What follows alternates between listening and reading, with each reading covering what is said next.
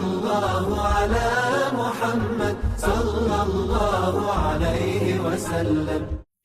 Mari kita mempelajari strategi setan yang berikutnya, yaitu adalah strategi setan untuk masuk kepada kehidupan manusia supaya manusia gagal untuk mendapatkan rahmatnya Allah Subhanahu wa taala, yaitu adalah ketika setan itu menggoda manusia, menyesatkan manusia dengan sebuah jalur khusus yang disebut dengan jalur ujub. Ya. Jadi ketika manusia mereka berjalan di dalam ketaatan, mereka berjalan dalam ibadah. Ketika manusia itu sudah tidak bisa lagi digoda dengan khamar, tidak bisa lagi digoda dengan zina, tidak bisa lagi digoda dengan judi, tidak bisa lagi digoda dengan riba, dosa-dosa yang mungkin jamak sering terjadi pada kebanyakan masyarakat. Kalau ada manusia sudah tidak lagi tertarik dengan dosa-dosa itu karena dia tahu bagaimana dosa-dosa itu mengundang kebencian dan murka dari Allah, lalu orang ini beribadah. Maka sesungguhnya setan ketika mendapati manusia sudah melakukan ketaatan, ketika tidak bisa lagi digoda dengan syahwat, maka setan itu tidak berputus asa.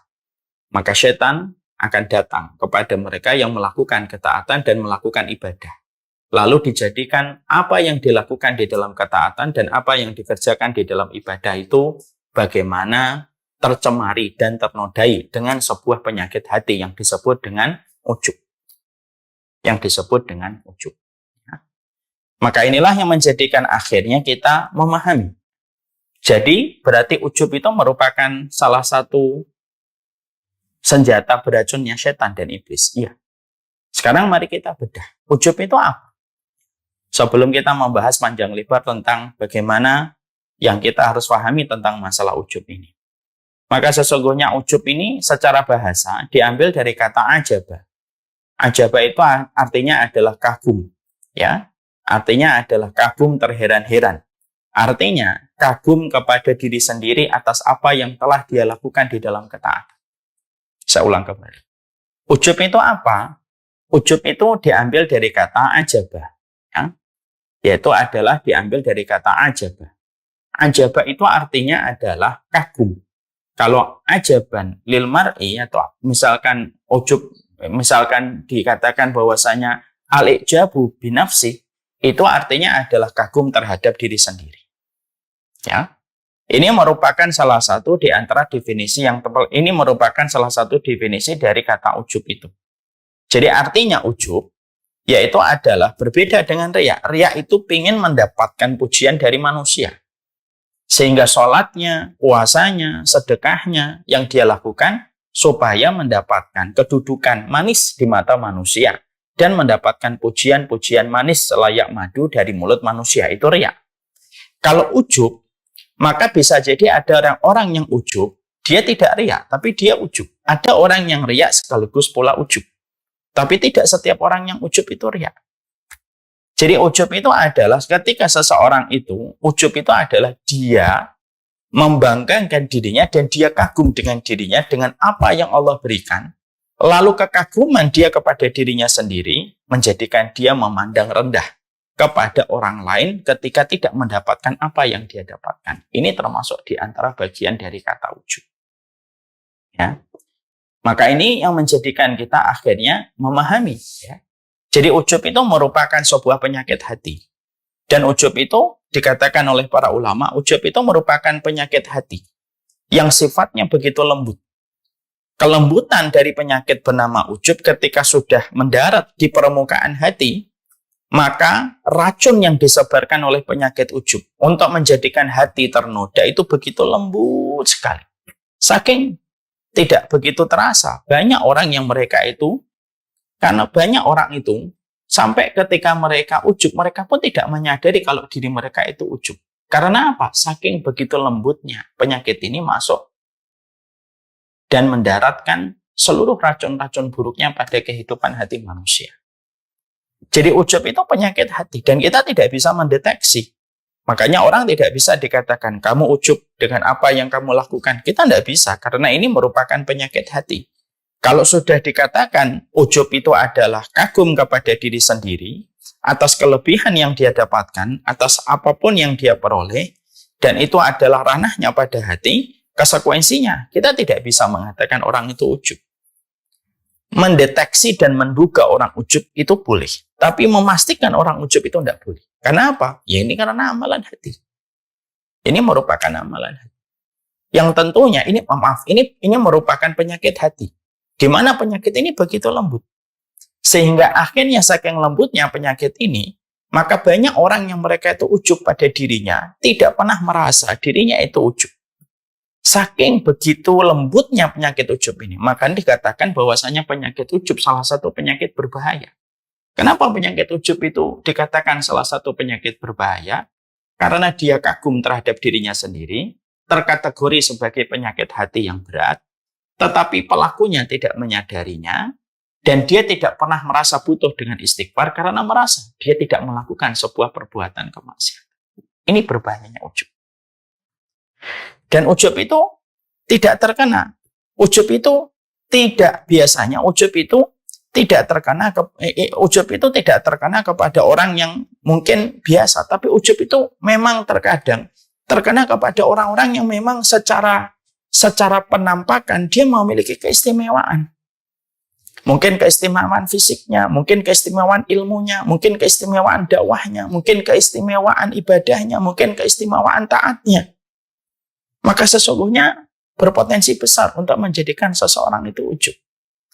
Pelaku khamr, peminum khamr, mungkin dia tidak akan ujub karena tidak ada yang dibanggakan pada dirinya ketika dia menyadari dirinya peminum khamr.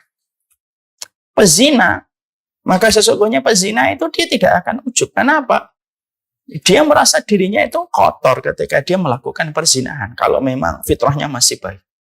Dia merasa dirinya kotor dan dia tidak akan pernah ujub dengan dirinya. Kecuali yang hatinya sudah rusak. Lalu dia merasa ujub terhadap dosa. Ini paling parah. Ya. Maka akhirnya ujub itu dikatakan bahwasanya ujub itu adalah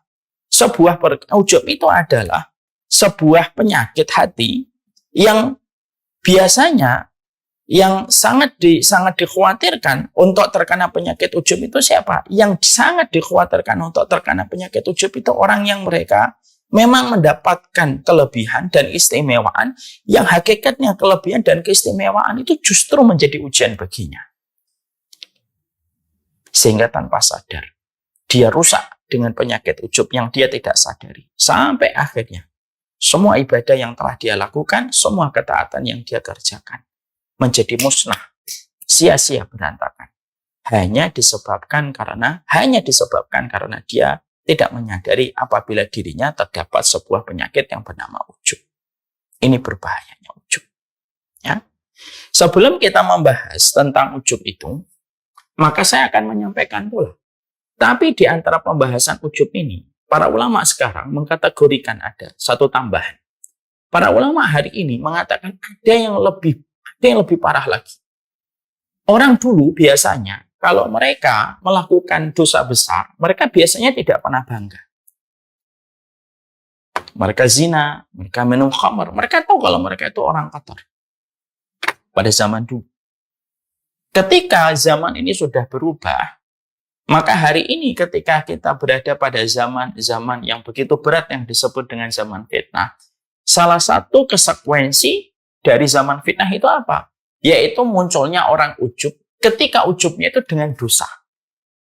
Yang dulunya orang dulu, separah-parahnya orang dulu kalau mereka melakukan dosa, mereka tidak pernah bangga dengan dosa mereka.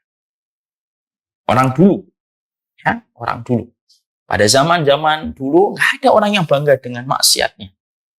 Tetapi hari ini, karena begitu jauhnya manusia dari hidayah dan petunjuk, hari ini para ulama menyoroti ada satu fenomena ilmu, ada salah satu fenomena tentang ujub yang tentunya tidak didapatkan pada zaman dahulu. Pada zaman dahulu tidak ada ujub dengan dosa. Tapi pada hari ini ada yang parah. Ada orang yang ujub dengan dosa dan kemaksiatan. Ya. Dan ini merupakan juga salah satu di antara hal yang paling parah. Ya. Ada orang yang melakukan dosa, ada orang yang melakukan kemaksiatan, lalu dia ujub dengan kemaksiatannya. Dia ujub berapa kali dia berzina, dia ujub berapa mampunya dia mabuk ketika minum berapa botol ketika malamnya. Dia ujub pencapaian-pencapaian dari hasil-hasil muamalah haramnya, lalu dia bangga bisa menyebutkan 1-2 miliar. Dia bangga bisa menyogok 100 juta tapi mendapatkan untung feedbacknya 2 miliar. Maka ini namanya ujub dengan dosa dan kemaksiatan. Dan ini termasuk salah satu di antara penyakit yang dulunya tidak ada. Dulunya nggak ada. Dulu itu nggak ada orang ujub dengan dosa. Sekarang itu orang ujub dengan dosa. Sehingga akhirnya kita akan temukan pada pembahasan suplemen ini tentang masalah ujub ini, kita akan temukan orang-orang yang hari ini begitu bangga dengan dosanya. Sehingga akhirnya kita sering temukan di media sosial berbagai macam tulisan. Hanya untuk mempertegas bahwasanya ujub dengan dosa itu sudah sedemikian banyak dan sudah dimaklumi hari ini. Makanya kan sering kita jumpai ada tulisan yang mengatakan semacam ini. Kalaupun kami pendosa, kami jujur dan bangga dengan dosa kami. Daripada kalian itu munafik dan pura-pura untuk menutupi. Ini namanya ujub dengan dosa. Bahkan banyak orang yang terkadang ketika dia pamer dengan dosanya, banyak komentar-komentar yang hari ini berdasarkan orang yang tidak paham ilmu, komentarnya apa? Lebih baik orang kayak gini. Ngomong apa adanya tentang dosa, ngomong apa adanya tentang maksiat daripada orang sono. Sok nggak mau dosa tetapi juga pendosa juga. Ini termasuk salah satu di antara kaum yang besar, nih kaum yang betul-betul dilaknat oleh Allah apabila sudah membanggakan dosanya. Karena apa? Membanggakan amal aja, lalu kagum dengan diri sendiri terhadap amal saja, itu sudah merusak kebaikan seseorang. Apalagi ketika seseorang membanggakan dosanya.